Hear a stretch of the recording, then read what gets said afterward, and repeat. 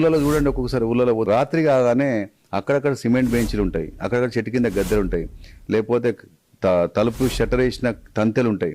కూర్చొని సెల్లు, చేతిలో సెల్లు, 60 కిలోల పర్సనాలిటీ ఒక ఇంత అంతా ఒక 20 గ్రాముల 30 గ్రాముల సెల్ ఫోన్ పట్టుకొని చూసి చూసి చూసి చూసి బాడీలో మొబిలిటీ తగ్గిపోయి కళ్ళు మొత్తం స్క్రీన్కే పెట్టి పెట్టి పెట్టి అతను ఎందుకు పనికి రాకుండా అయిపోతున్నాడు.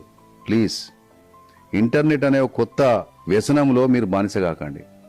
దాన్ని వాడుకునే పద్ధతులు, అది ఎంత వాడుకోవాలి, దాని నుండి వచ్చే పాజిటివిటీని తీసుకోండి. కానీ అదే పని చూస్తూ రీల్స్ చూసుకుంటూ, ఇన్స్టాగ్రామ్ చూసుకుంటూ, వాట్సాప్ చూసుకుంటూ, చాటింగ్ చేసుకుంటూ ఇట్లా కనుక మన అమ్మ నాన్నలు మన తాతలు ఉంటే ఈరోజు మన బతుకు సెల్ ఫోన్ కొనుక్కునే స్థాయిలో ఉండకపోదు. మన సెల్ ఫోన్ కొనిచ్చింది మన అమ్మ నాన్న, వాళ్ళు మన లెక్కనే సెల్ ఫోన్ చూసుకుంటూ పోతే మన సెల్ ఫోన్ కాదు కదా, ఒంటి మీద బట్టలు కొనుక్కోవడానికి కూడా కష్టం అవు.